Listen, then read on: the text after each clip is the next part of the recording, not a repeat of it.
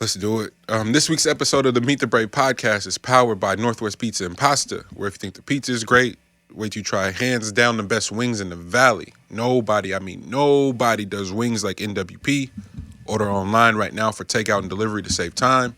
In the process, make sure you're knocking the Meet the Brave pod. Knocking a pod is crazy. That's sick. I got to take that out of there. No, it's too late. It's too late. Today's episode is also powered by Uplifters Black Domino Company. Shout out to our brother Jonell. Order right now. Uplifters, no vowels, the description. The link is in the description. You can order.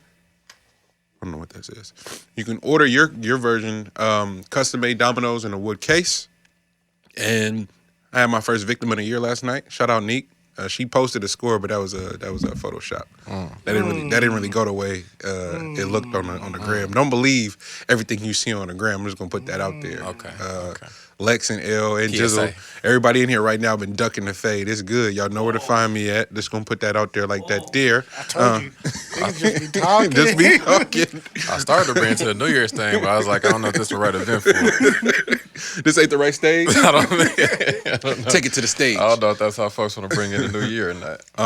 Also, this episode is powered by the REEF Black-owned studio downtown Oakland. Keep it rocking from podcast, music production, voiceovers, book on tape, whatever you want to do, man. We got you. OnlyFans, not quite yet. We got to get our camera situated. Lex, no? I'll do that. I'll do it. Yeah. I got no problem. I'll shoot the gooch and everything. Shit. Happy New Year, y'all. And lastly, the pod is powered by Let's Bubble Productions. Shout out to our brother Lex, in-house, making the pod look as great as it does. Reach out, hit Let's Bubble Productions for all your video needs. Now let's start the show. Today's episode, oh shit, I did that already. It's Meet the Brave Pod. What's up, fellas? I'm Monty Draper. I am LG. Lex, B-U-B. Our cousin Gizzle is in the house as well. We are downtown live from the REEF Studios. Fellas, how are y'all feeling? Top of the year check-in. Woo! Ric Flair flow. That's how I'm feeling. There we go. Yeah, we got out of 2020. You made it. Nigga, we made it. Somehow, some way. Somehow, some way. Welcome, everybody, man. I want to say special thanks for everybody that tuned into the last episode and DM'd. We got a lot of love in terms of, like, people's favorite moments. The threesome conversation came up a whole hell of a lot. That was a learning moment. We taught people. Shout out to Keys. Keys sending some dope moments. A few of the homies out in Toronto, too. We'll get to that. But wanted to say thank you. I left out one I forgot. You forgot one of your favorites? Yeah. What'd you have? Like, besides, like, all the different ones that we have from, like, just people visiting the stew or just visiting the pod or whatever. The one when your dad was here. Oh, my God. Bro, that was a great one. That was just an epic day. Yeah. Because it was just things aligning that day. Yeah. So, like, we had a hell of a conversation that day. And then what's so crazy, so much happened last year. I completely forgot that episode was in 2020. Like, I've been having those recollections, like, all week. Like, damn, that was 2020. Like, a lot happened last year. Just gonna put that out there. Man. Extendo. Shout out to our viewer, everybody on YouTube, man. Keep running those subscribers up. Subscribe to the page. Hit the notifications. Salute to our brother Lex. Let's Bubble Productions. Keeping the videos flowing. Subscribe, notifications, comment, share. If you're listening on Stitcher, Spotify, Apple Podcasts, Castbox, Simplecast, you name it. Stay tapped in. We appreciate y'all. Rate, like, subscribe. Subscribe. You already know what it is currency-wise. And follow the Meet the Brave podcast Instagram page. Yeah, man. A lot happened to get out of the week. I was glad we were able to connect remotely and tap in. It's always fun, but last week was hilarious. And then just so much took place this week. Salute to everybody that reached out in regards to Pops. That was big love. We went to go get his suit yesterday, and I swear to God, my grandma might be the funniest person on the planet, bro. Just her means of finding humor in anything, and then proceeding, like, she went in there with all the intentions of giving the nigga at Men's Warehouse a hard time. But he was so player, he completely disarmed her. Like, he seen her coming a mile away. So salute, bruh, over there and everybody for making that process as painless as possible. The business of dying, my nigga, we in the wrong business, fam. Like, no, that's a given. There's so much in man. death. And then seen somewhere you can pay for the casket, but they not putting them in there in that motherfucker. They make you think they putting them in there and that, dump them out and then reuse the shit. Like it's pretty crazy. Yeah. What's up? You're trying to go on a funeral home? That's a hell of an investment, bro. You just gotta have a heart for that shit.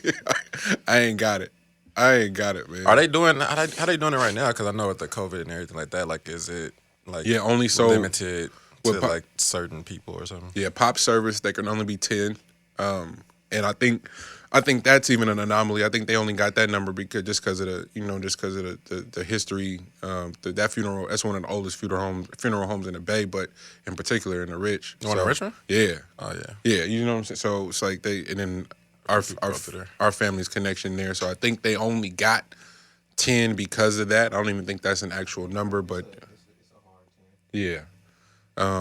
So it's just a process. So.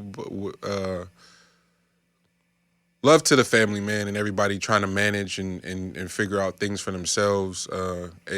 As I've told everybody that's called and send love, and maybe this will change as I get older and experience and continue to experience death. I already feel like we've experienced it at an insane rate, but the suffering shit I don't really deal too well with. So it's kind of like just watching someone that you know was lively and gave it up a particular way to be a shell of themselves and in pain and in suffering. And it's just like, yo, if they're not suffering no more, I tend to find a little bit more peace in that. So the tears and being hella extra'd out just not ain't really my style. But I don't know. It's something, and it's, again, could be naive. It's just something about that process that feels a little selfish. Granted, circumstances are different, especially when it's different ways that people go out. But as far as the elderly is concerned, my nigga was almost 90. You feel me? And lived this life to the fullest, and would be the first one to roast you about crying like a motherfucker too. So then there's that. So rest easy, Pop.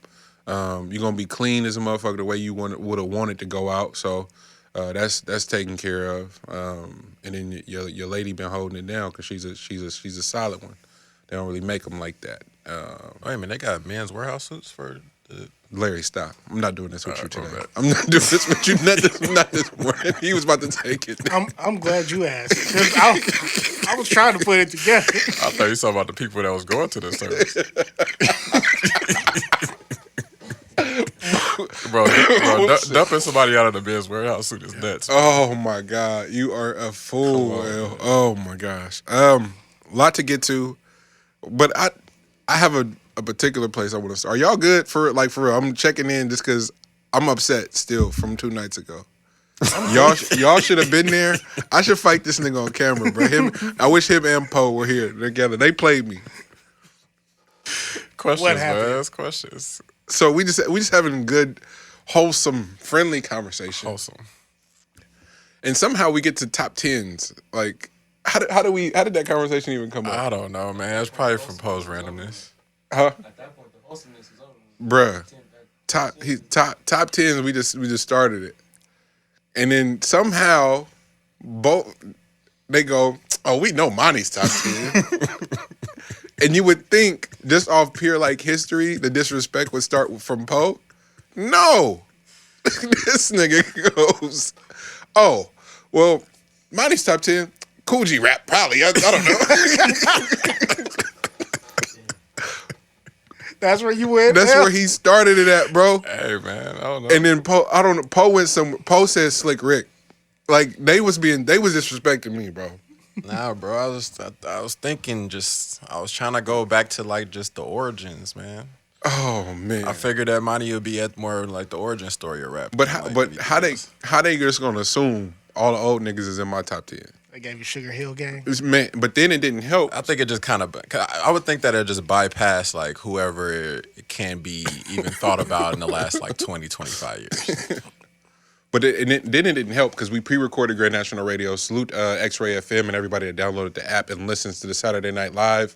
We are the second show after DJ Cliff. Shout out that whole squad up there in Portland. Grand National Radio from 10 to 12 every Saturday. So we pre-record our show, and we did a soul night, and we just stumbled upon the conversation of like best eras of rap. And then I had not even knowing that was gonna happen. I go, well, yeah, Rakim, of course. Like just, and so niggas that listen to the show, like it all came back right at my lap yesterday. I was like, oh man, this is ridiculous. I can't shake it. But I just thought it was a hilarious idea, concept that niggas just know what's in my top 10. You wouldn't have did that to me though. Nah, I would have gave you Jay. See? Start there. At least this nigga said Cool G rap. Jay would have been too easy though. Like, I wasn't gonna do it any specific order, but I at least wanted to get the bottom half probably get like number 7 on the list. Some shit that you wouldn't even thought about. Cool G rap. I don't know why I would have also gave Monty EPMD for some reason. That is crazy. That's crazy. Niggas is just going there. Yeah, like KRS-One. You're like, that's what they both said. It's like KRS-One is for show in your top 10. And it's funny, and it's like niggas not disrespecting the legends. It's like, but come on now, man. I'm 31. Like, seriously? Gave him Public Enemy. Chuck D. Nah, I was thinking like Flavor Flav for you. Oh wow, that's many. Wait, but so I got a question. But to be fair though, you are big on like vinyl, so you could probably find some shit. I have those. Like you know a lot about that. So I was giving you like the benefit. Nah, I was throwing. Y'all was trying to play me. No, I was throwing some good options. Y'all was trying to play me. But that brought up a really good question. At a certain age, can you expect certain people to fuck with certain eras, or do people just be saying it because they think that's what they're supposed to say? I think people for sure do that. What they're supposed to say, right? Like depending on like if it's like something that you do. I think like if you're like in a certain group or culture or something like that, then automatically you just throw names out there. Just to be safe. And it depends on like the crowd, like the people who are listening. Yeah. On like what you'll throw out there. Cause if you're in a more like a backpack group, then you're gonna throw out some underground shit. Yeah. In order to just fit in. Like you ain't gonna tell them they gotta be fucking with Drake. Yeah. But is a closet Drake fan. Everybody in that room is a closet Drake fan. Right. Because he's been talking about y'all feelings for the last 10 years. Right. But how do we get there? Like, because there isn't one thing to have like crews based off of what video game you into, if you sneakerheads, if you fuck with this crew of chicks, whatever. Like it's different things that bring people together. But there is also a substantial amount of capping, just for the sake of like lying to kick it. Like you just want to be in the room, but this ain't really your steez. Like you be on a whole different type of time. And I don't know why I just thought that was funny, because it was like, at a certain age, you can only love shit so much, because it's something about experiencing it in real time, right? Well, at least I'll never be able to fully comprehend, and that was sort of the point that I was making on Grand National Radio. I'll never be able to comprehend the impact that Rakim has. I'm only assuming, because it's like music before him and there's music after him, and it's like, yo, that's crazy that the shit could change that much from clearly one person. And unless somebody can point me to another nigga that changed it that much, cool. So that's slightly different, but there are those. For example, come on now, the baby and Lil Baby. Let's be real, man. The Baby and Lil Baby. How much DNA is Wayne out there? That's what I'm saying. Like, but at a certain point, you're gonna have to have been there, and we're gonna talk about Thug. We're gonna talk about Thug in a minute. Got it. But Thug said that wild shit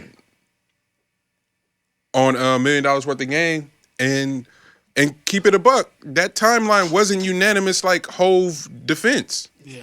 It's an Eric thing. It was kids out there like, he right.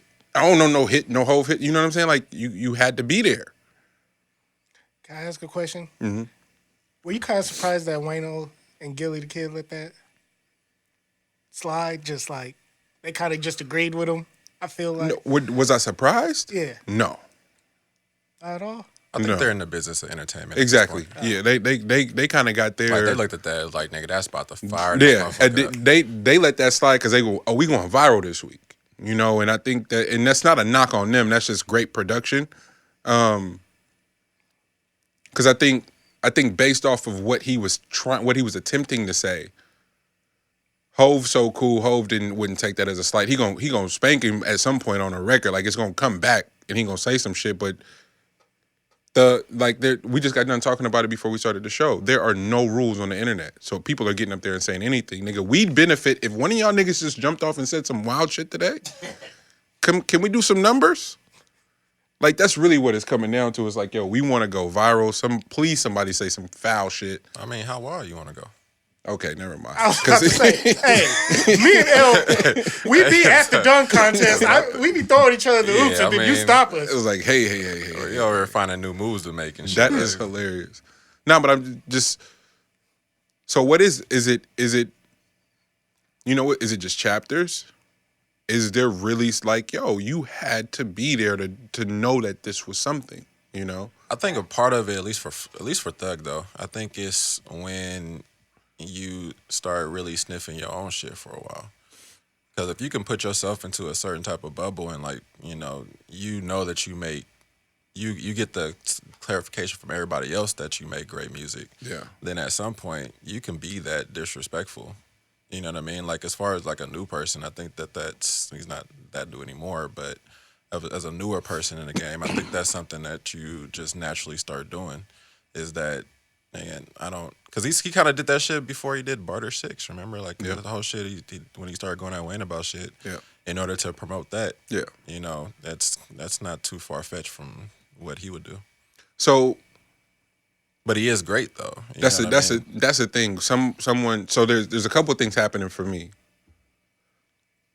Because he said something that I disagree with, I'm not gonna pretend like I'm not a super fucking fan of Young Thug. Like I just can't do that. That doesn't seem fair either.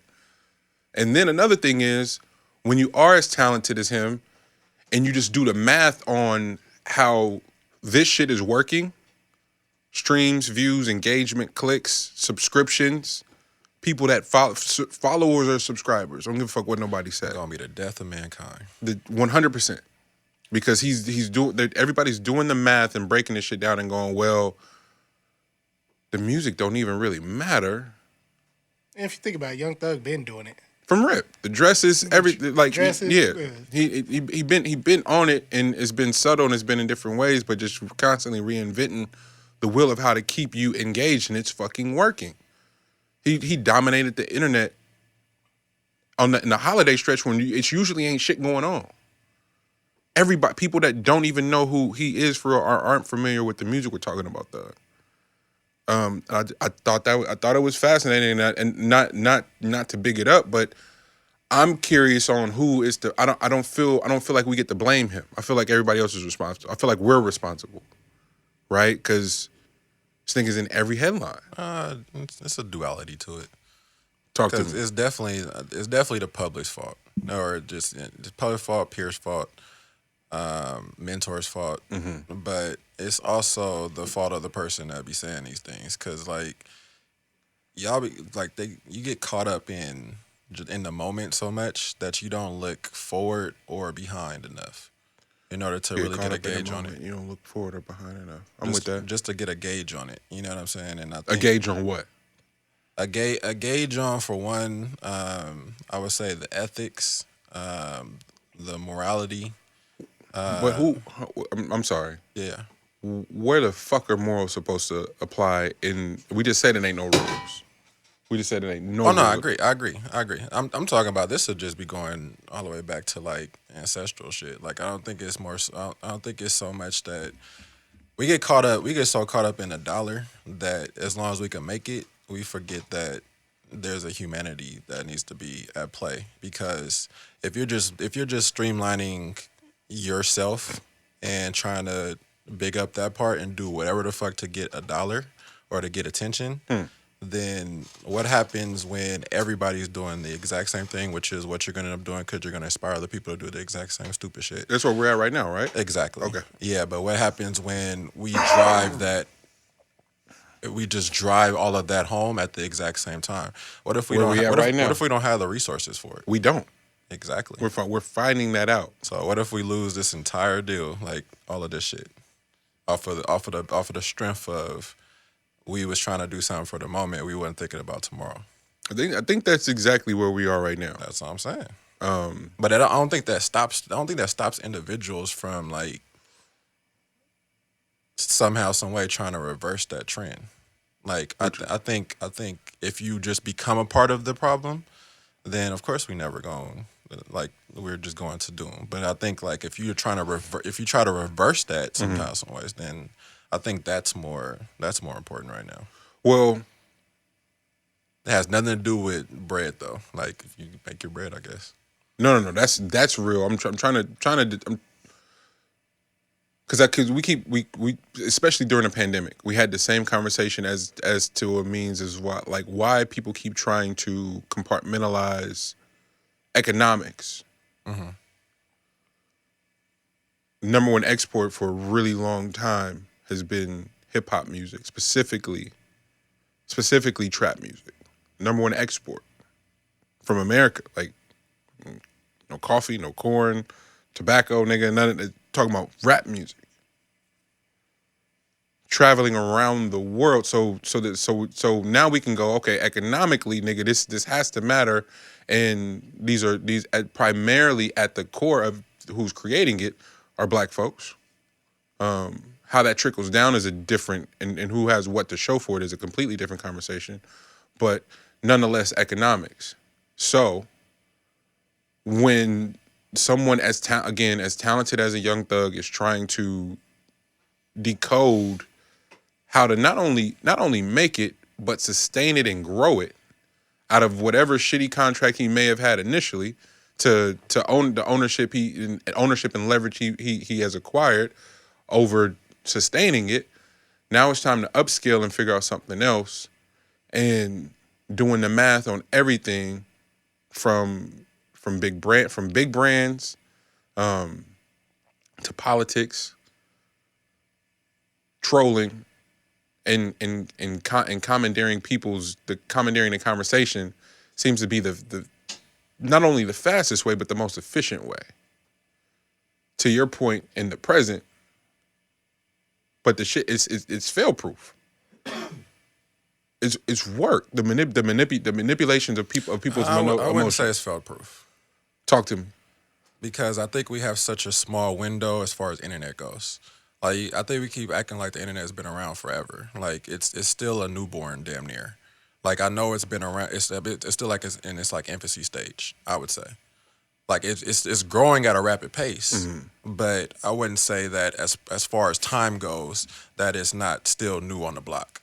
So for us to like the way that we're utilizing it is like it's a lot of new bread that's available to it. I get you on that part, but is it sustainable? Is all of this attention that everybody is trying to garnish and all these eyes are trying to get, is that sustainable overall?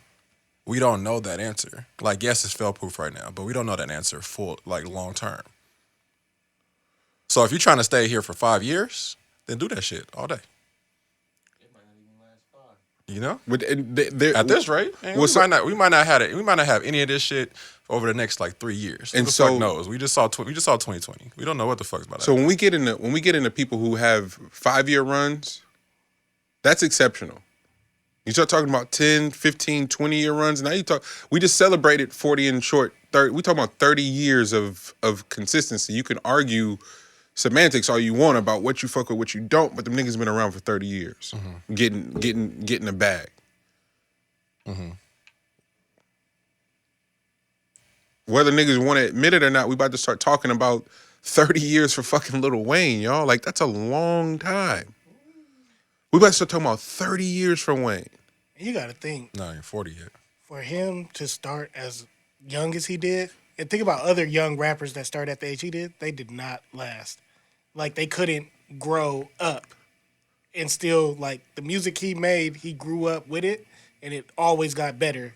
Like it's fascinating. So I hear what you're saying. We about to celebrate 25 from Shaw Moss. Okay. See, Okay. What? Okay. there you go. All right. And it's funny, but it's not at the same time because it's true. You're alive. It is. He been around for these niggas been around for a long time, and for what we gotta speculate and kind of assume is happening behind the scenes, they can tell you for real that these folks don't give a fuck about no music for real. I wonder who he made mad that they just stopped 106 in Park. They like, nah, nigga, you ain't eating no more. Shit. These People not watching videos. People- MTV rolling over to the latest fad is what stopped that shit. people, Nobody watch no countdowns for no videos. but people not watching videos, but some of these videos got on over 1 billion views. I was about to say, what- people watching videos. On YouTube, yes. Like whenever you can, like whenever I feel like it, then yes, I can watch a video. But anybody sit down at fucking 8 whatever time, 6 o'clock, and to go watch But- 106. But those meetings, what was happening in those meetings, ain't nobody watching this, ain't nobody listening to this, nobody want to hear that, and it's not true. Back on the block, gotta love it. I don't know. I said at a certain point I stopped listening to what Thug was saying and started watching everyone's response to what he was saying. Andre 3000 video came out the very next day, and then I watched Andre's eulogy at Fife's funeral and where he mentioned Thug by name. So I knew that wasn't true. The second that I saw that, I knew that wasn't true. Right? Didn't need to see the rest of the videos that came out, but wasn't true.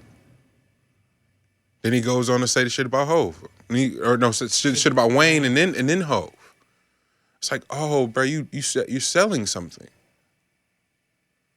You selling something, and then the kids are all gonna buy into it. That's his demo. His demo's like 14 to 25 maybe of hardcore fans. Yeah, I agree. So it brought me. I don't know that conversation that we were having. It was hilarious, but it was also like, it twofold. It was like, yo, how much do niggas just say that they like certain shit in order to fit in the room, and then how much of it is that you really had to be there. No, that's real. And I don't think I can give you a top 10 anymore. I can't. I'll be hard pressed to give you a top 10, bro. Like I could probably tell you what the top 3 was. Maybe. What it was like, cause I don't care what nobody say.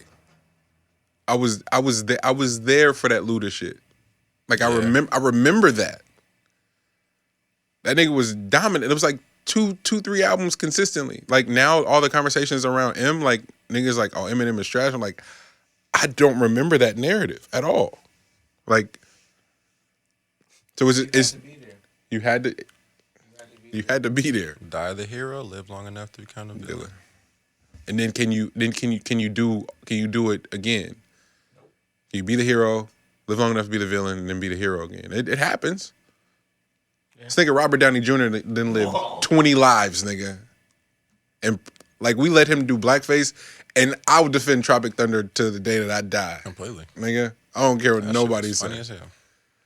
So it just brings up all these different questions. I just got a lot of questions in regards to us, how we fuck with shit. You know, it feels oftentimes feels like we're the culprits in a lot of the shit. I don't know if you become the hero again in music though. Because it's sonically is different than like the audio is different than like what your visual is. And I think Downey, like, he had a stream of like great scripts that he chose. Oh, I see what you're saying. You're saying you don't think you can do it in music. I don't know if you can. Did Hov do it? No. No. Mm-mm. He didn't become a villain for a little bit with Kingdom Come? No. Okay. Nah, he was kind of trying to do it to himself with the whole retirement thing, and then was still releasing stuff. So like, folks wasn't really believing him on like what he was saying. And then he tried to do the like the art thing for a second, but still talking to the streets, and the streets don't know shit about art at that time. So that was a little off, like a disconnect. But he came back. That wasn't really like a down period though. I feel like that was like advanced period. Like he was advancing way quicker than his demo was. It took a little time for that demo to grow up. But that's a weird thing too. The degrees and dimensions of blackness, especially in America. They can't be your demo. Ain't no way. No. Not long term. We're segregated by youth. We're segregated by the different religions within black folks. We're segregated by sexual identity, and we still haven't even gotten the social status yet. Racism amongst each other. Yeah. So there's a lot. I say between light skin, dark skin. Like we be having our own little battles, bro. Coco, you on the pod?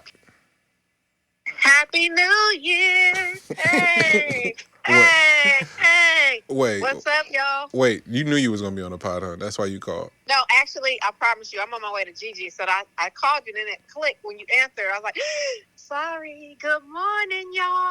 Hey, LG. Good morning. What's up, Lex? What's Hey. happening? Your first born nephew here today too. What you doing there? ART Hey, boo, what you doing? with the gang. Is that my baby alive? Okay. All right, Mom. What do you want, Didi? I was just calling to say good morning to my child. What's Because up? somebody asked me, was that my man? Did I leave Maddie because the picture that I took with you, they thought she was my man. Okay. All right, lady. I love y'all. I love you, Mom. Love you. Call me when you're done. All right. Goodbye. She's hella funny. Damn. It was something I was trying to get to. You know, he's about to get into something. Nobody remembers? The battles that black people had before. Oh yeah. So it's like- But you had a great point, G. Pull yourself up by your bootstraps. We gotta have an in-depth conversation around that. And how certain rhetoric from certain people and how it can be received as that, like accountability, conversations in and around accountability. And fuck it, not just not accepting mediocre shit on behalf of blackness. It's like yo, my man. No, we got standards. We have quality control, checks and balances. And in somehow, some way, that can be misinterpreted as pull yourself up by your shoe. That's not remotely the same.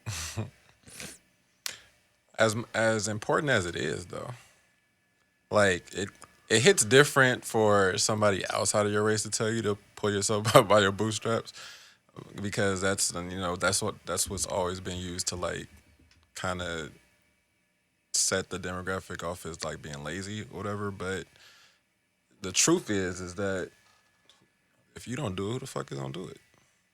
You know, like I think that there's a lot of things in place that make sure that we're not as confident as we need to be. So a lot of times that tends to work against how we view each other, you know, as far as like sharing and sharing information and doing things together, as opposed to like fighting each other on every little bitty thing that has been said in there for us. Like I think that's kind of like a part of that. But the pull yourself up by your bootstraps thing is just literally finding a way no matter what. Like I think that's what that is. Like regardless of like what's set up against you, you know what I'm saying? Like I think there's plenty that's set up against you, but if we were to cry over that spilled milk one day, and then where are we gonna be at? I feel like That's a given for everybody, but more so for black people because we didn't, you know, we never really got that support.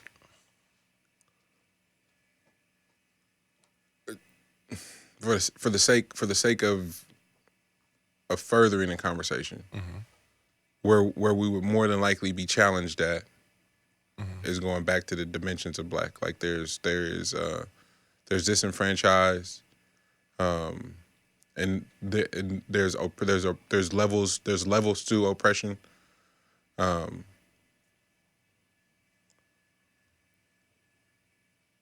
What do you say? And I know the answer to this, but I just hoping you can offer clarity, because you're not a none of you are. That's why I fuck with y'all. None of y'all are the woe is me type. However, I know the circumstances you niggas come from, and I get why y'all can have the mentality that you have. That's different, because other people are look at you gentlemen and go, oh, they come from, you know, wholesome, wealthy situations. I'm gonna keep it a buck across the board. I'm gonna keep it a buck. I know this for a fact, because it happens to me, and you can't do nothing but just laugh. But I think based off of your appearances, how you carry yourself, your outlooks, your perspectives, your ethics, your morals. You spoke about that earlier. Who the fuck poor can talk about ethics and morals, my nigga? I think there's the misconception that comes with that. That's real. Like because you were below the poverty line, you get to throw all that shit out the window. When in fact, some of the poorest motherfuckers I know got the best ethics. Some of the killers I know got the best fucking morals. Completely. It's something that got lost in translation, but there was a code that you live by that was passed along. Like there was a certain code to what you were doing, you know what I mean? And like how you did it. So like the whole thing of like murder and like theft and all that shit like that, like there was iterations of it. So it wasn't like it was just like anything goes. That's not how the mode. Even like the whole war on drug deal.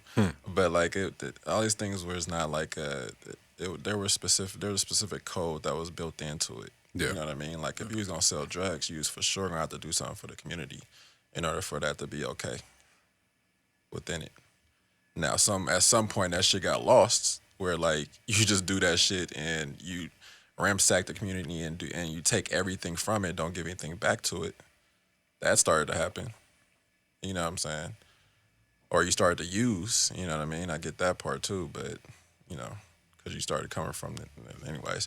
But as far as like what was we on that? What was we on before that? The ethics and morals. There was something right before that I wanted to touch on. Oh no, just the preconceived notions about you and what people may assume. Yeah, on the assumption part, the truth be told,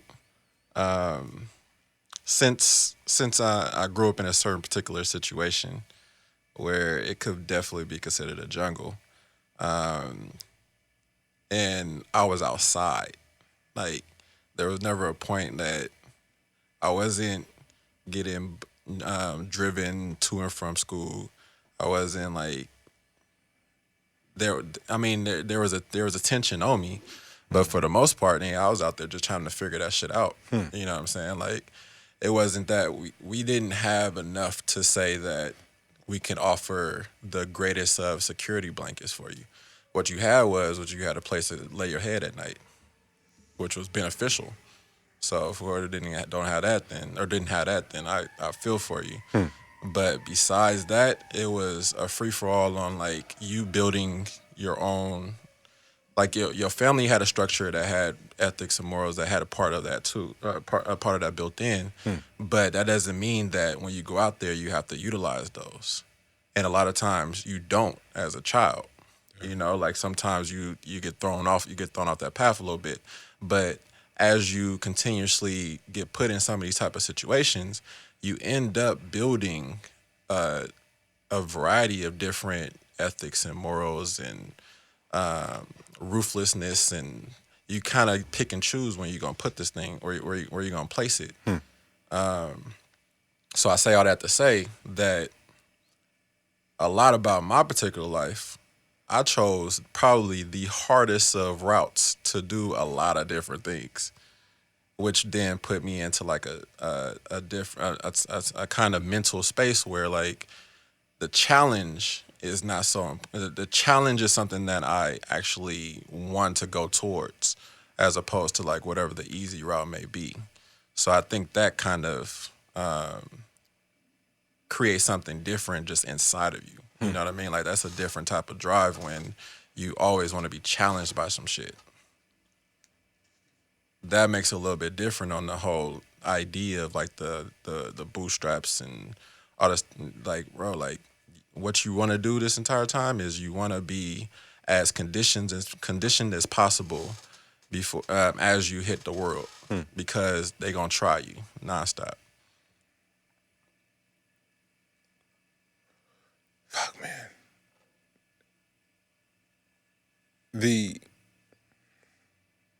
I don't know why I struggle with it so much. Like empathy and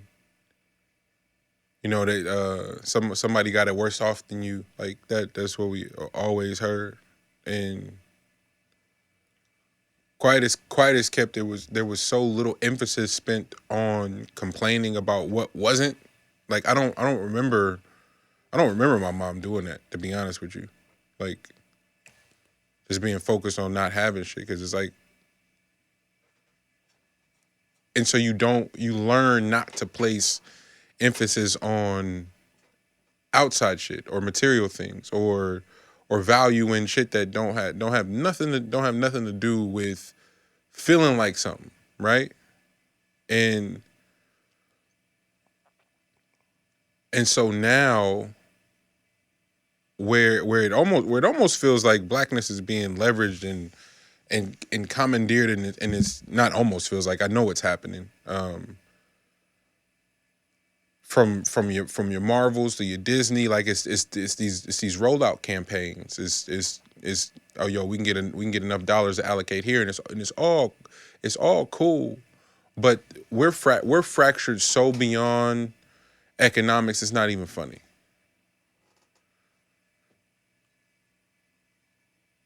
I don't know if y'all got to watch the fallout from Soul. And I was like, I'm so confused.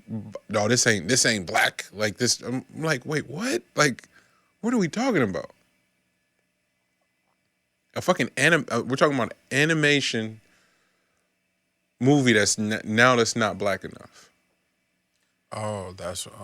I don't know why my mind went towards Absol, but oh, no. Okay, no, we're back. I was like, damn, what happened to Soul? Nah, there was a fallout about that. Yeah, I didn't even hear about it. Because it wasn't nothing to hear. It was just that select section of black folks that can find offense in anything. Found it. And found it. That fucking movie's flawless. Real shit. I'm just like, bro, what are we doing? When we came in here after Black is King came out, and it was like there were people mad. There were black folks mad at Beyonce. Meanwhile, the Africans that she paid for real was like, wait, so y'all mad that we got paid for this? Not only got paid, we got to shine. African. That shit was fly. Black is King is the flyest shit that happened all year, my nigga. That shit was player as fuck. At me. That shit was amazing. Oh, but this is, you ain't got, whoa. Hold on, fam. What is this? What are these expectations that we've conjured up out of nowhere? And it's primarily the niggas who don't have shit. That's why. That's why the expectations are so high. It's primarily the niggas that don't have shit. So then when you get back to, oh nigga, I'm about to just get back to the work. I'm not gonna complain. I'm not gonna ask. I'm not about to have my head out for sure. I'm gonna just get on my grind. And you go, oh, go get yours. Oh man. So selling L and Poe, our thread looked like we said if they ever get one of our phones and go through our thread, nigga, we sound like Black Republicans for real. Yeah, real life. But it's wouldn't have it no other way other than seeing men like the niggas that I know. And I mean this. The niggas that I know go get that chicken for real. It's a beautiful thing, and it's not in the ways that people expect. Niggas go to work. Niggas go to work for real. I had Morg die, and I'm like, bro, oh, niggas be grinding. He was New Year, what was it, Christmas Eve. He said, what you doing? I said, man, I'm in the lab. He said, what you doing? He said, man, I'm at the pizza spot making dough, getting ready for, excuse me? No, this was Christmas Day, excuse me. Trapping. So it's not what you think when you see us. Every single one of mine go get it in the most major of ways. How else are you gonna have it? That's it. That's also a very important thing to know, though. Like, when you out here getting it, there is no specification of days. Like, Sunday through Saturday is not an actual day, my nigga. Like, it's literally you go and get it. Oh, like, when you start specifying like what the weekend is, what a holiday is, bro. That's when they already lost you. You know what I mean? Like, if you ain't doing something, you know what I mean? Like, you could take your rest or whatever because you can't do shit on E. You know what I mean? Or below that motherfucker. But that's just wouldn't be smart. But my nigga, like, if you start specifying like what a day is, what a holiday is, oh, that's, nigga, you already behind the ball. That's what my man said. He said it's Christmas. I was like, all right, okay, so all right. All right. What are we doing? Oh man. While we're at it, I should have started the show like this, but I wanted to send a major rest in power to hip hop royalty while we talk about different, different MCs. Always talk about Monty's top 10. Yeah. Rest in peace, Metalface, man. MF Doom. That was another one that was tough. It was hell of a way to rap 2020. 49 years young. That's super young. Super young, and then he also to L's initial point when we talking about thug and shit, the morals that man stood on and like represented as far as musical integrity, as far as that went, and the regard he was held in, the reverence, you got to see it, and it's always unfortunate. I think about Nip a lot. Like I would bet my last that Nip didn't know he was loved the way that he was based on the outpouring once he was gone. Same with Doom. I never knew Doom had so many super fans, and of the statuses of some of these people too. The world stopped on New Year's Eve, bro. Like it was crazy. We were sitting in here taping when we found out, and it was like the energy got sucked out the room. And I was with niggas I'm with every day, and I didn't know all of them fuck with Doom the way that like that. And it's not a knock on them. It's an ode to doing your fucking thing and being you, right? And carving out a space for your voice, and your style, your aesthetic, and that's not just the music, man. This is how you want to give it up. You can do you to the maximum, and not be attached to the outward validation or the currency of validation. Just continue to do you. And you can leave a mark on people and never know it. So it was just it was a reminder. The last few weeks of the year were were heavily reflective, and I think Doom's passing, for whatever reason, both Pop and Doom, for me, put it all in the proper perspective of what it means to do you and do you to the maximum and fuck with you. And just really having a fucking passion for what it is that you're creating. As opposed to playing these weird social, political, experimental games that are being had through the confines of algorithms and shit. Like, no one knows what they like. I'm sorry, I'm keep talking in circles and jumping, but no one knows what they like because it isn't attached to like your own individuality or whatever it is your taste is. It's like, nah, niggas is just liking shit because so they can be in an in crowd. And Doom wasn't an in crowd nigga. He wasn't a popular nigga. He wasn't an easy listen as a means to vibe out some of you weirdos that would just be there just because it was cool to be there. And that's what was so dope, and show how many niggas he spawned because he was like that. We wouldn't have an Earl if it wasn't for Doom. We wouldn't have a Tyler if it wasn't for Doom. Like, it's a lot of niggas that just wouldn't exist if he wasn't so true to himself. I appreciate that shit, man. And salute my brother Rex Life Raj. He tweeted the other night. We're having a surge of black excellent art. If you sleep, you sleep. There's so much amazing shit out here. I had to send somebody my top 10 for 2020 albums. Mm-hmm. And I wrote it, I sent it, and then I was like, let me go back and make sure I'm not tripping. I think I've had Spillage Village on for 4 days now. That fucking album is a masterpiece. Mm-hmm. Agree with that. If I ever see any of them, bro, it's like, yo, y'all made, like, top to bottom, a fucking masterpiece. And it don't sound cut and pasted together. It sound like niggas was on the same fucking ship. It was like, let's tell this beautiful ass story.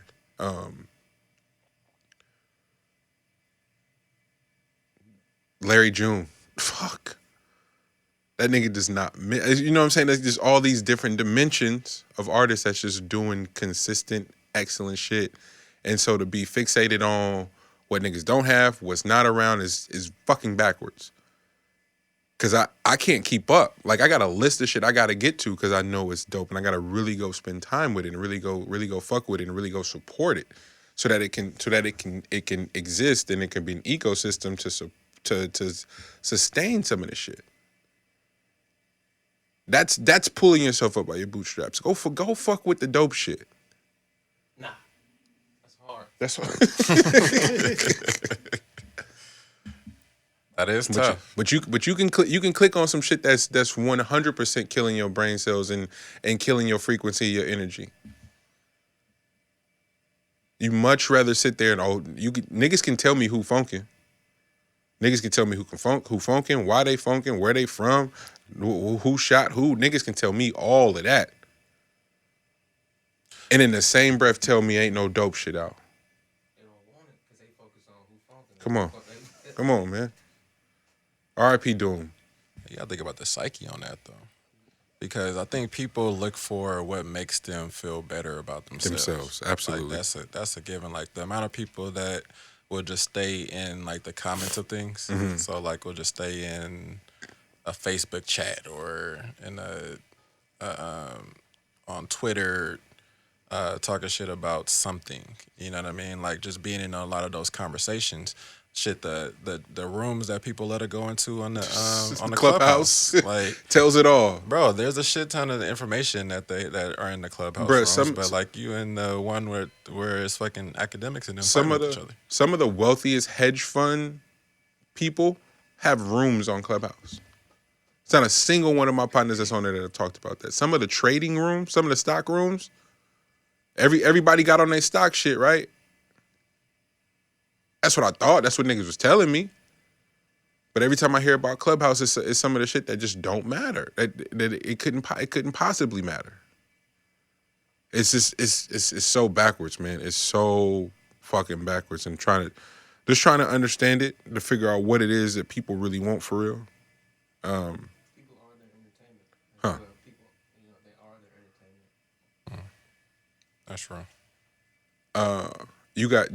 G has another note that hit a little too close to home because I just had this happen.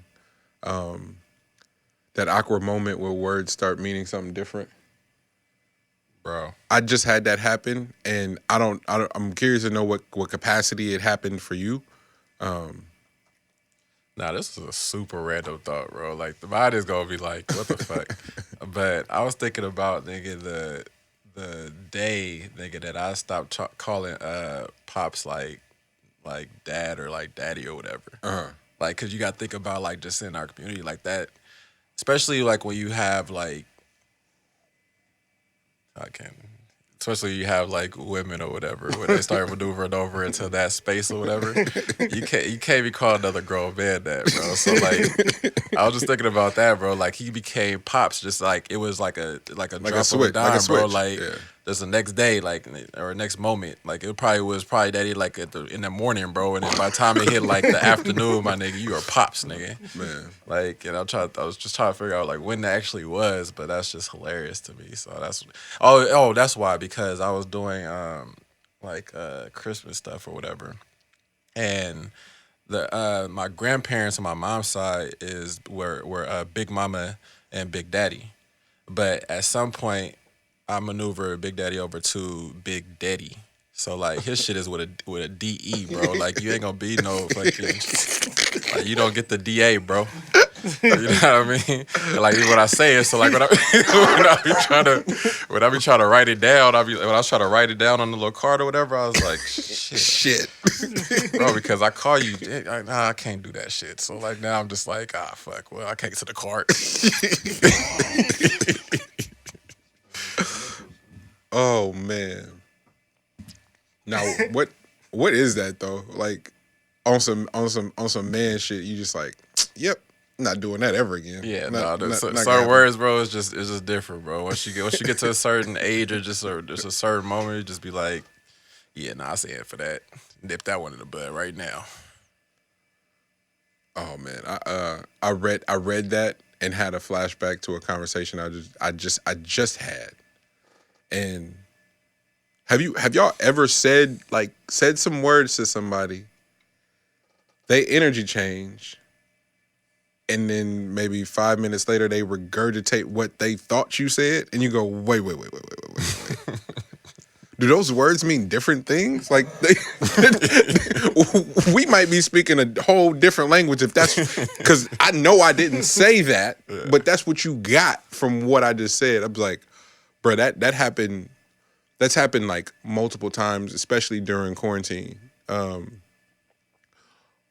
Only to reveal that said people were going through something very specific, that because I'm they nigga for real and can go, oh, you going through something, and then deny it, and then eventually reveal in the conversation that they going through exactly what you just said. It's like, God damn, people really are hurting and really don't have safe spaces for real. Like, hey, I'm not your enemy, fam. I'm on your team. Like, we could talk, but to take back to the bootstrap shit, to take love, hey, I care about you, so I'm telling you this, to take that and go, you hate me, is crazy to me.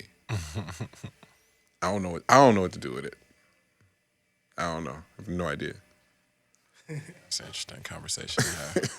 That's what I thought you had, because I just had that happen, G, and I was like, whoa.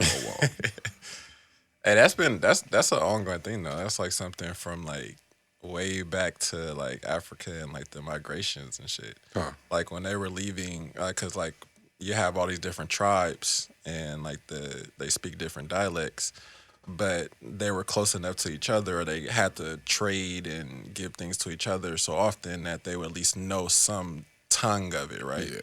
But then like the whole slavery shit and like giving over slaves to the Europeans and stuff started happening, and then people started migrating out of there. And as that happened, you could be right next door to another tribe, but as you migrated, if y'all come back into contact with each other, y'all damn near don't know shit that y'all have. It's almost as if y'all never knew each other because y'all can't speak the same. Like y'all can't talk to each other. It's an interesting thing. It's a metaphor for life though, because it's like when we outside right now, it's like niggas be saying the same thing, be funking over identical shit, just vice versa. Y'all couldn't have did the same shit to each other, so you really don't know what you're talking about. Like you really don't know what you are mad about. And you see that so much with people after it's like, oh, I ain't talked to such and such in 30 years. Oh, what y'all fall out for? Man, I couldn't even tell you. That's some sad shit. And don't let it fuck up the money too. It's like, man, y'all fell out. Why y'all stop getting money together? Man, I couldn't even tell you. I was watching something where they were getting different sides of the story about Suge from different members of Death Row, and everybody had a completely different story. Then this nigga Corrupt comes and goes, yeah, man, that wasn't my experience. Them niggas tripping. It's like every time I went to Suge and had an issue, he fixed it. If I found a discrepancy and brought it to him, he fixed it.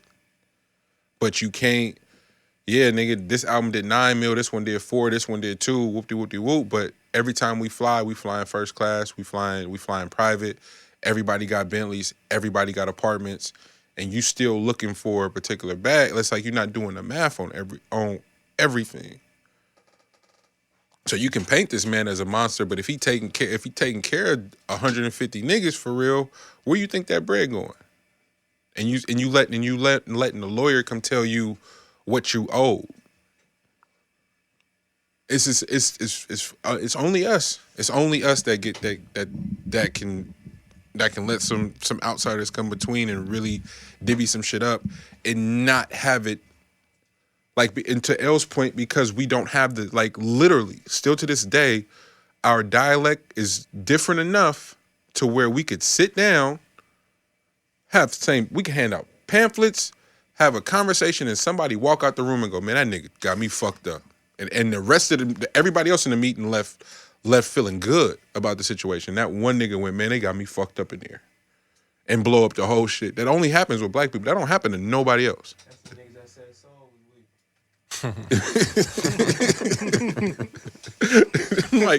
I'm like, yo, how can that be? How can that even be a thing? And time and time again. G, what does not for kids mean? Oh, that was just that conversation we was having about the soul not being for like the children or whatever. Oh, remember in the group chat? I'm like, I just want to make sure I wrote that down. I keep hearing that, and I'm like, yo, bro, I don't even know what that means.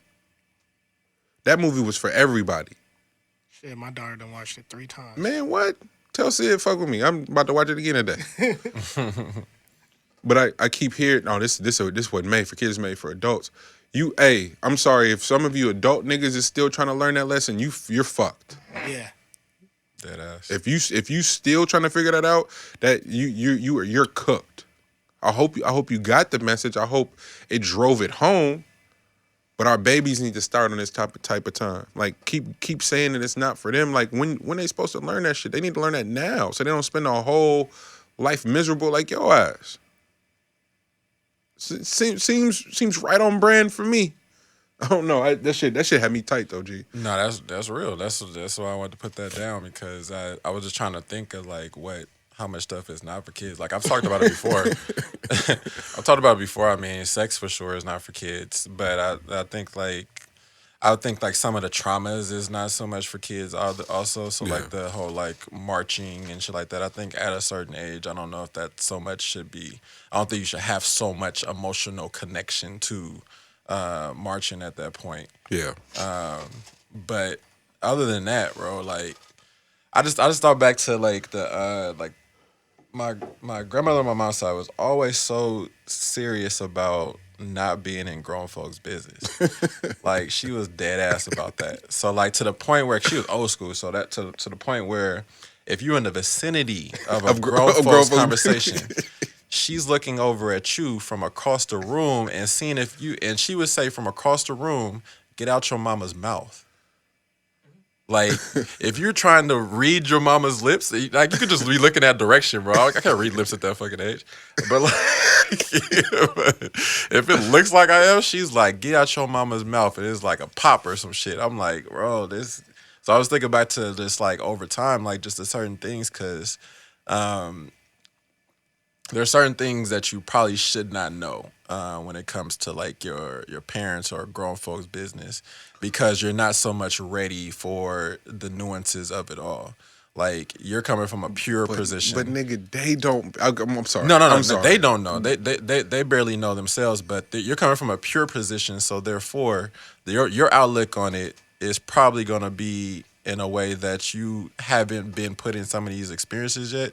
So your answers or what you think is going to be correct in this situation might actually be correct, but it ain't the way to work through this type of situation between grown folks. Yeah. I get that. But there's so many topics that get left out for children that don't need to be left out. And you see that in some like cultural situations where the kids are very advanced in a way, and that's because you'll see it in some deals where like they only have adults that they're around, so they tend to be way more advanced than other children because they are around adults at all times. Facts. So you get to see like an actual example of why it is very important for children to not be left out of things. They learn at a rapid pace. Man. That's a level up in itself. And then what's even more fucked up is phones and everybody's, all these other kids' parents, that like everybody's restrictions aren't the same. So don't let your kid be the shelter kid and show up at school and got the partner that phone is unlocked, got an IG, know everything that's going on, because they getting secondhand filtered information through their little partner. Black Mirror, Archangel. Man. It's like you gotta be so cool in understanding that part. Like that to be honest, like wanting to be a parent so bad, that shit terrifies me, bro. Not giving my kid the game and then them going to get it from one of their dumbass little friends. It's like you gotta. It's just a spoon feed the game. That's just what it is. You gotta spoon. You know, let me feed you this. You gotta breastfeed the game real quick. Why? You gonna mush it down. Why? You ain't ready for the real. Why? It's like, why wouldn't you? Like we were watching something using just proper terms. Like sex is being promoted and sold everywhere. They talking about everything. Like the kids gotta know. You gotta explain what the all gender restroom mean now. So to not use proper terms when talking about like the anatomy with your children, it's like, fam, we a long ways away from code words. Like, Bro, the all gender restroom is nuts. wait a minute. I saw that shit in the mall, bro. Wait, that shit is nuts. everywhere.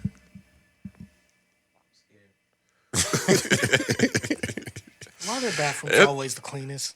All right, man, you wildin'. Bro, that shit is weird though, bro. Like, I'm talking about the one where everybody goes into it. Not just like it's just one single room. I'm talking about the one where like women go to the right, men go to the left, but there's no wall in between. So like the women are going into their stalls and taking their shits, and then like and then the guys are going and they pissing on the urinal or whatever back to the people that's over there washing their hands. Bro, that's a weird situation. Boy. Nigga, we talked about it. I think we can salvage it from the front, but I just want to talk about it again. To the nigga like say, hey, you either Uncle Murda 2020 wrap up or you a Mad Skillz wrap up. Hey, if that ain't the realest shit ever said, and then you made me really think about it. Mm-hmm. The coldest part is like for this year, for example. Mad Skillz, you hear the song, and after like a minute and a half, you through. You like, I'm done. Fuck, man, he's such a legend. He's such Did a you legend. even last a minute and 30? It was 9 minutes. I lasted 4 before, but after 2 minutes, I was completely checked out. mad at myself. I tried because it's Mad Skillz. I tried to give him Redemption, yeah. Yeah. And then I was like, I'm mad at myself. Yeah. And the coldest part is if you make it all the way to the end of the song, he stops rapping exactly at the time when George Floyd died. And he said, if you've been listening to this is how long that cop had the knee on the neck. And so you're like, oh, but Plot twist gone. yeah, but by then most people checked out. Then you hear Uncle Murda's, you're like, man, between this nigga just being disrespectful and picking the right beat, you'd be surprised. But the fucked up part about all of this is when Uncle Murda started doing his, I was so frustrated. Like I was so upset because it was like, how disrespectful can you be? So, quick question. How long has Uncle Murda been doing this? Uncle Murda just started. This is his fourth, maybe Yeah. his third. Okay, because I was wondering if I had missed something. No. He just started. Because I'm an old Skillz nigga. So, Skillz does. No, I want to say this is Uncle Murda's fourth, maybe his fifth, but I feel like that's pushing it. I feel like that's pushing it. So it's fairly recent, and not fairly recent as in like 4 years to be doing some shit ain't no long time. It's a really long time. Mad Skillz has been doing this shit. Like one of the first things I ever downloaded on the internet, Bearshare, was a fucking Mad Skillz wrap up. You said Bearshare, so Yeah. that just. You see what I'm saying? Like that's how long this thing has been doing it. So you don't get to just come step on. We talking we got decade in for this Mad Skillz shit, and then here you come. Come on, man. That's not how this works. So I was upset at first. And then, to Lex's point, he goes, oh, nigga, he just picking better beats. I was like, and I hadn't thought about it. I was like, why do I actually like Uncle Murda's better? And Mad Skillz is a fucking legend. Sorry, my VA family is going to roast me, but it's what do you want? What you want me to do? God damn it, Lex ain't helping me. He leaving me. I don't know what to do. Like, look, I listened to both of them yesterday, and like I said, it took a lot for me to get through Mad Skillz. And like I said, like everybody else I here, had never listened to an Uncle Murda one because I felt like it wasn't real. It's Mad Skillz.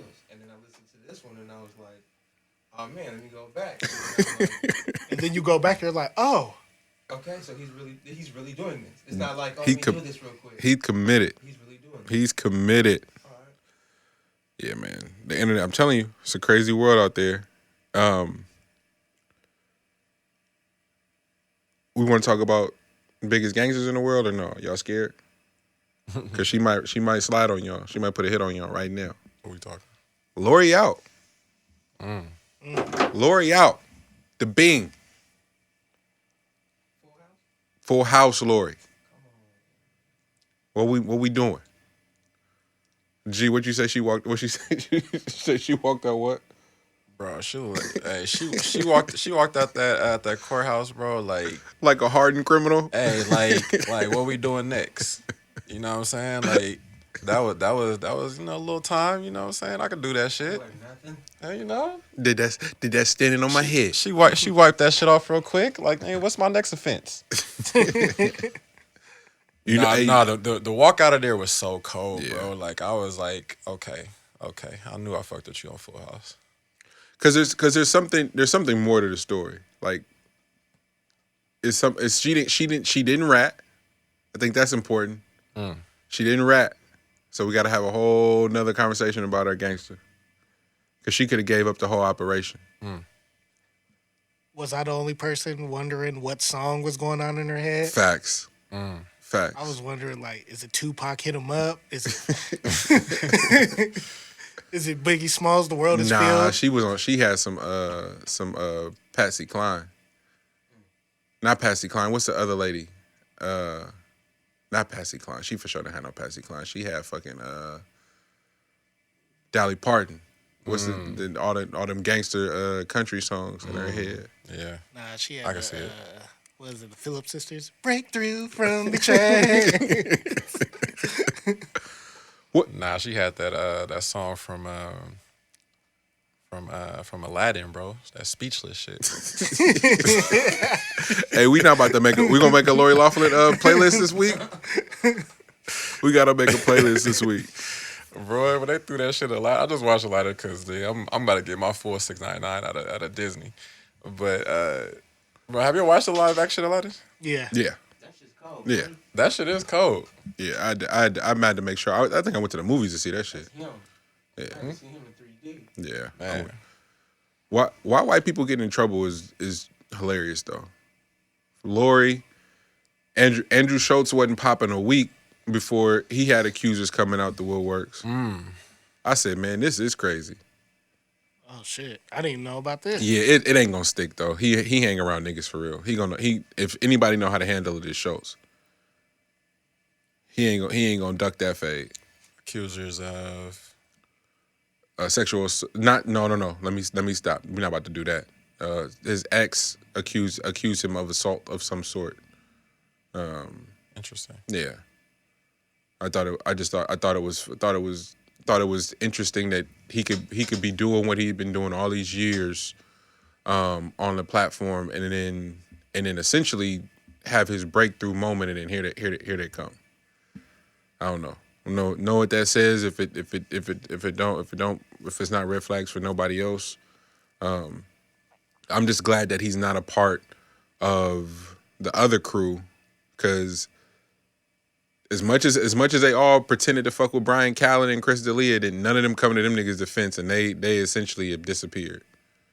Brandon Schaub is still doing an iteration of the Fighter of the Kid, but it ain't lit like it used to be. Like, them niggas ain't survived that for real. That's a hell of a. I said it already, but I swear to God, when we go, and anybody come out talking crazy, nigga, y'all better be the first niggas to be like, y'all tripping. That's like if, oh man, I didn't know what he was doing in his pastime. Bullshit. Well, I know like the public court shit, so that's one thing. But the first thing, you get some bread. Before you do anything else, you better make sure you have the best lawyer to do. Because, like, best believe they're about to come through the woodworks. That's how I go. To sue for any old thing. Oh, I did that, man. It ain't even got to be sexual assault. No, because I don't know this particular situation, so I'm not gonna speak on that one. Yeah. But just any form of suing you. There's gonna be a nigga suing me talking about nigga back in the day, nigga he was 2 grams short. I know he was. I know he was. What? Wait a minute. That's what you came with. That's what you came with. They niggas better call. They can't call Ayala no more. Ayala Van Zant has officially called. She called it quits. Ain't no more. Not on my watch. Bro, It's over. that was a sad moment. It's bro. over. That was a sad moment. It was a sad. She's sick of you niggas, man. It was a sad moment for the reasoning though, bro. Like What did she say? because you know how cold she is, right? Yeah, she a killer.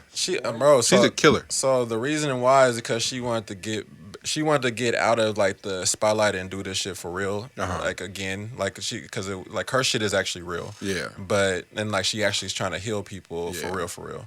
But You felt like the fame and attention it wasn't allowing for that. But also that it was bringing a lot of unnecessary attention to her in regards to like what she would wear, how her hair was. Facts. And like all shit that had nothing to do with what her spiritual teaching that she does. So that was a sad moment in itself that to hear that, damn, that was the breaking point for this particular situation, because it does do a lot of work for a lot of people. Yeah. Because I know, at least for like my family, she did hella work for my mom. So I can only appreciate her for the work that she does overall. Because my mom got into her spiritual teaching stuff from like the right after Kai situation. Yeah. And like, bro, like that shit has done wonders for her throughout the time frame. So I can only be like indebted to her in particular. So I hate that that's the case for this particular situation. As soon as we said it, the whole room went, nah. You know, because I don't give a fuck what nobody say. Like anytime I've caught one of those shows, it's been some game. And that I remember I wasn't even openly talking about my therapy until watching an episode of that show with my mom and my siblings one day. Like, I wasn't talking about like niggas. I go to therapy. Like, wait, what? Full Saturday. I'm talking about it came on Saturday all day how it do. I'm in the barbershop. 9 a.m. to 3 p.m.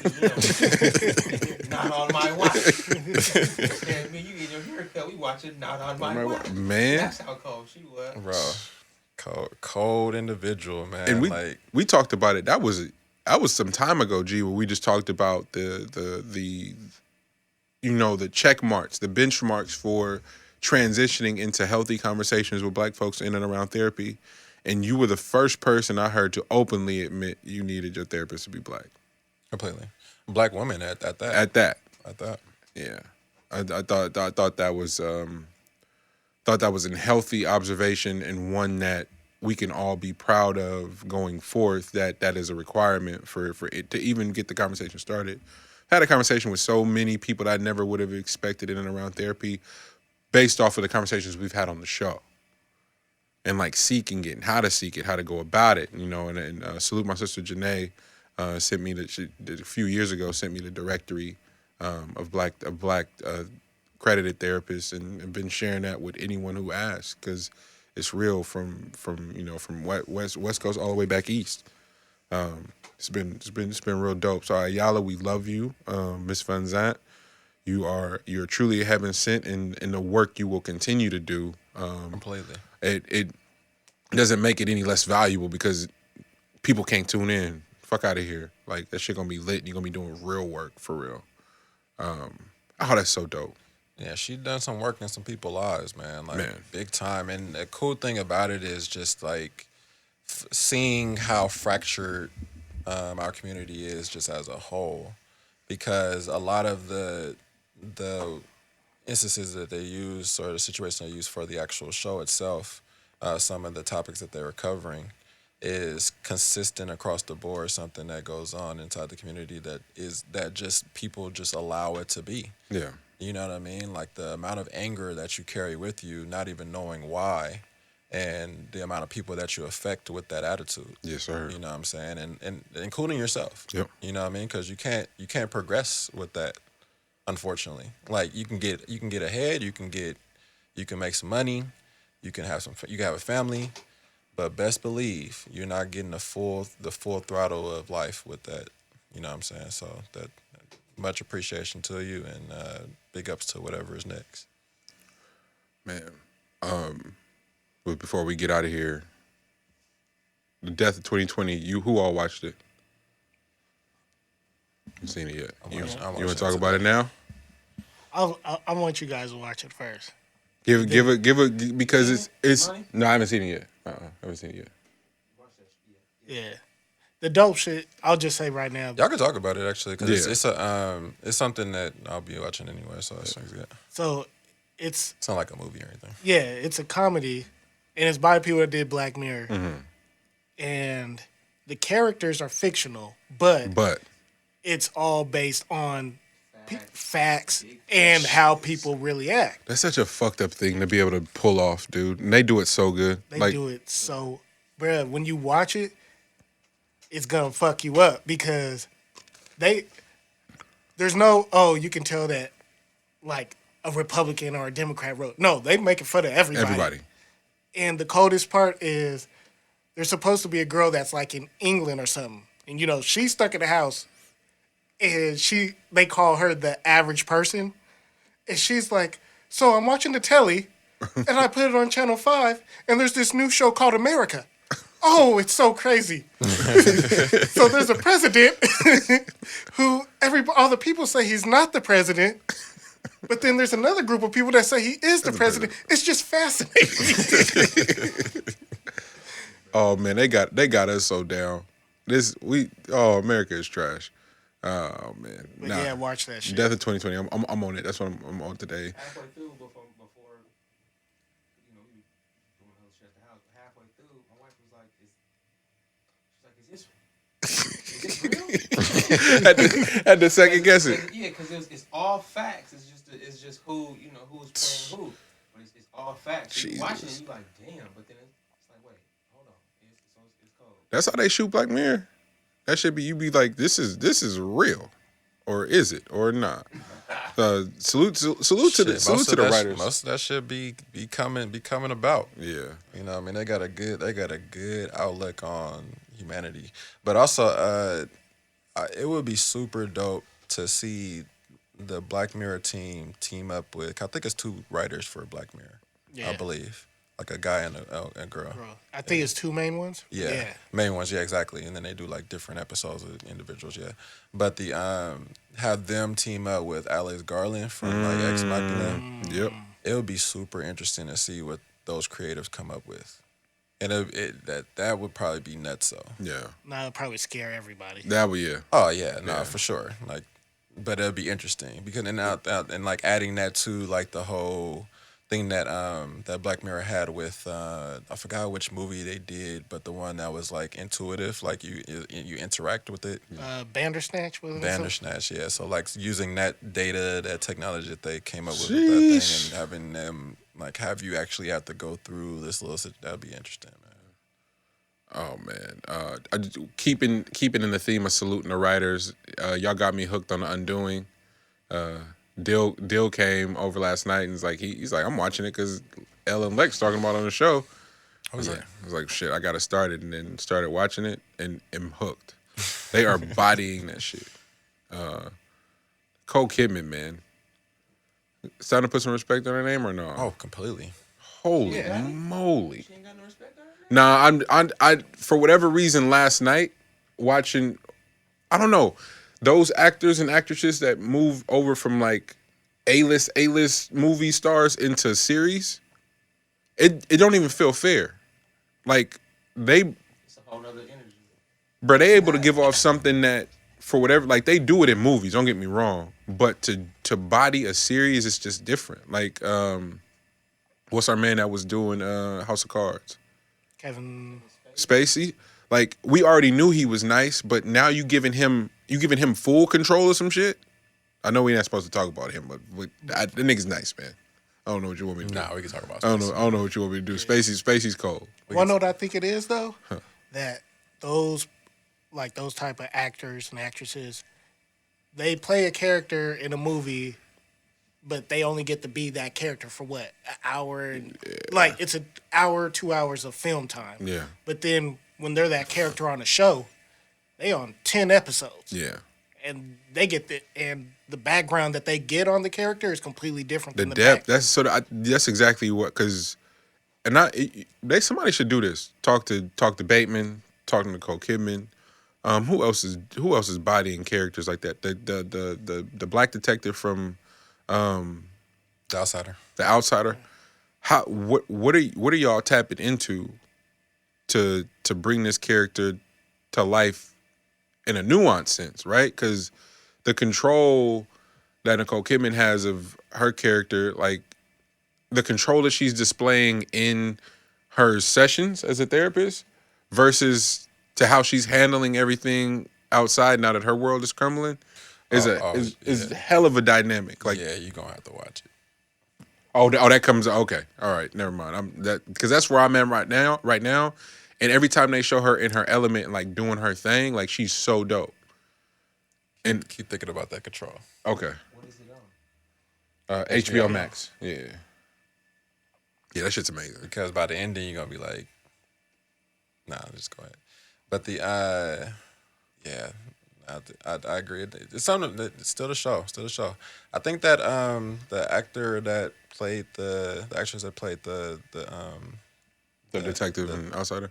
No, the woman in this one too. Like I I don't know what part you're on, so I can't really tell what Okay. character she is. Okay. But like the lawyer. one that was losing it a little bit, like the one with the baby. Oh yeah. Yeah, like I think this was a big role for her too. I think she'll. You know that Hugh Grant, everybody in this is killing it. I'm sold completely. Like I can't wait to go finish it. Chris Rock in fucking Fargo. Yeah. Bruh. Like I'm just like actors that have chops in series just hit different. It's a beautiful thing to see. Now it's gonna be very interesting seeing because I didn't know what to expect from that, but now it's gonna be really interesting seeing Chris Rock's vision for Saw. Oh yeah. Oh yeah. Can't wait for that. Yeah, so like after seeing him play Fargo, like it'd hit us all like by surprise seeing that Saw movie, but now seeing him play Fargo, we're like, oh shit, now he could really. Now we know he's gonna push Family everybody. He always probably didn't have some, you know what I It's probably his primary bag. Like, and that's what you keep finding out about actors and shit. They Comedians especially. comedians, yeah. They really fuck with horror, or like the what's bruh from oh, why can't I think of his name? Jonah Hill. He didn't want to act. He only wanted to be a director, but in order to learn, he was like, I gotta go take acting lessons, and then just stumbled in getting the super bad role, and then that spawned the whole acting career. Only so for him to double back and direct. It's like, no, niggas got other dimensions and other bags. Jason Bateman getting his producing and directing bag off is like completely different. So I'm curious to see what Chris does in that realm, because I feel like that's really his bag, like for real. Exactly. Yeah. It's gonna be interesting. Continuing to salute writers. Lex, we can edit it out if we have to, but you completed the season finale script of your series that we'll hopefully be talking about soon. Nigga, I read it twice. 64-page finale. How do you feel? Man, you seen? I sent you the text. Yeah, I was hella emotional finishing it. How long did it take you to write the season one? Let's say, damn, when I started like in the summer, right? Damn. It was like June. Yep. Yeah. I was going to. I think I read I was reading scripts when we went to Denver. I do remember that. So when that was July, I was reading probably episode because you were sitting 2 episodes at a time. Yeah. So it's probably like 6 and 7 or 7 and 8. Yeah. On the way to Lee, that's crazy. Wow. Oh yeah. So shit, for me it was like, damn. And I told myself I was gonna finish it before the year was up. You did. And so then I was like, fuck that. I'm too close. Yeah. And then shit. So I think the best part for me as a reader, it's similar to what we were just talking about. It's like the character development and the depth of each character. When writing multiple characters like that, how are you balancing that? For me, it's music. So, like, depending on what the mood of the scene is what I pick. So, like, when it's a conversation between a male and a female and it's a relationship conversation, I have songs going back and forth between, like, a male song that might be introspective about him fucking up, or a girl cheating on him, and then I go female song. Oh, wow. And then I just go back and forth, and it just keeps me in this certain mind state of remembering that I'm supposed to be playing 2 different parts and not playing favoritism. Then when it's 2 dudes, then it's just, I'll either go between songs where in the song themselves they're ping-ponging every other bar, or it's songs where it's 2 complete opposite, where it's an East Coast, West Coast song, just so it's 2 different flows. So that way I remember in the dialogue, it's 2 different people talking. Different beats. Damn, that makes sense now. So in the script, all the characters are dope, but in particular, the development of the 2 females, primarily Tasha, is insane. Like, I read the finale again, trying to remember where she started at in episode 1, and it's a whole new person. But how it happens in the reading, it's not egregious, right? Where it's never less like, the fuck is that? It happens, like, the rhythm of it is beautiful. So now I finally caught it back up to This Is Us, waiting for Tuesday to come. And so the writing again, everything. So we talking about This Is Us, Undoing, read this nigga script. Something else. And then I watched the Atlanta bombing shit in a night. Like, I just ran through that because the story was so good. So just the writing of all this shit is just blowing my mind, man. What'd you have? You had something else. What was it, Meteor Man? Oh, I was interested about that too. Yeah, Meteor Man is the new Chopper City in the ghetto, man. When does he come up with this shit? Look, hell, you can't say that calmly and be looking like everybody. Everybody just wants to get it. Nah, bro. Like, I was checking every single outlet for films, and you can't find that shit nowhere. That is nowhere to be found. Sometimes Prime will have a sneaky situation for you. You can't even find it on Prime. That's what I'm saying. Like, I done looked on there. I looked on Apple TV. I looked on fucking Hulu, Netflix. You ready to think about something though? And that's Robert Townsend, right? Yeah, I was about that's to Robert say. Townsend, yeah. I was about to ask you. Is Hollywood Oh, they Shuffle? took. Look for any of his movies on stream. Robert Townsend ain't Yeah, Hollywood Shuffle ain't nowhere. Nah, Yeah, Hollywood 5 Heartbeats ain't nowhere nope. unless you about to buy it or And rent it. you probably could buy it directly from him. Yeah, That's you. Wait a minute. Let's check. We'll check YouTube in a second. See if you can rent it. like up you there. can rent it. I know for a fact you can rent it because my friend Bo never seen 5 Heartbeats, and we rented it. I can't remember if it was off of YouTube, but we rented it off of something. And he still leases them out to like HBO or Showtime. He'll lease a movie out to them. But as far as it just being on the We need random a stream or something? Robert Townsend appreciation day. We need to figure out what's really going on with Cuz because he got something figured out. That's my shit, bro. I was for sure looking for that the other night. Like, man, You trying to be a Golden Lord? what? What? Man, Oh, maybe. Hey, I'll grow the hair all the way out on you niggas and be a Golden Lord. For thought this Halloween. was. Nigga, facial hair and all, nigga. Nigga, real first black superhero. you said that nigga Luther popped out looking sick in Meteor Man. That movie had everybody in it. Everybody, bro. Robert Townsend was called. He really put it together. Bro, you on the pod. Don't say nothing crazy. Say what up, though. Oh, what up, what up, what up? My How bro. I keep calling when it ended up on the pod. But I'm going to call you right back. We almost done. All right, brother. What? Love you, man. Later. Love you too. Yeah, Robin Townsend's a special dude. Have y'all heard those interviews about how he did Hollywood Shuffle Yes. on credit cards? Yeah. When he say 100,000 to make it? It was either 75 to 100,000. Okay. And then over time it has made 14 million. He said. Nah, it's more than that now. Really? Yeah. He was Wow. like, it's close to 18 to 20 now. Wow. My And favorite thing and that's keeping real books too, because what is it? What Hollywood Shuffle was 88, 87? see, I was going to ask even more stupid question because when did Raw come out? Raw was 88. So then it had to be 88 Were they the same year? because, and this is what makes me respect Eddie so much. Oh, they made fun of that nigga The in movie, Hollywood Shuffle. and he showed it to Eddie, and Eddie laughed, and he told him, Hollywood Look- Shuffle was 87. so when was Raw? 86? Damn, was it? But then but how was it shot though? You feel me? Like was Raw recorded? You know what I mean? And then released? You know, like Yeah. No. So Hollywood Shuffle was March of 87. Raw was December of 87. Because I That's know like- he was, Eddie was telling him, if you want people to respect this, you need to have your name for doing something else. Yeah. So I want you to direct Raw. Wow. And that's how all that came to be. That's crazy. That's dope. Damn, Raw's still at 81% on Rotten Tomatoes too. Not that I care anymore. I keep saying I don't care. Ooh, Hollywood Shuffle. Rotten Tomatoes, guess. 67. 82? 88. Ooh. That's what's up.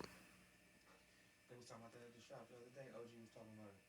That's it. Try and watch that today. It'll fuck you up. That's some premonition prophecy shit for your ass, boy. Like, that shit is crazy. Yeah. Robert Townsend appreciation corner on the pod. Anything else to get to? Did you have anything pressing? No. Anything? You nah, we'll wait. No. Talk more about the show. Yeah. Okay. G, you got anything? Yeah. Yeah. Gizzle. Thank you for having me sit here. He got Gizzle got new music coming. We'll have him sit down, do a sit down for real, and get to the shit. I appreciate each and every single one of you. Happy New Year! First episode of the year 2021. That's it, man. Tune in next week. It's been another episode of Meet the Brave Pod. We'll see y'all next week. Love. Yes.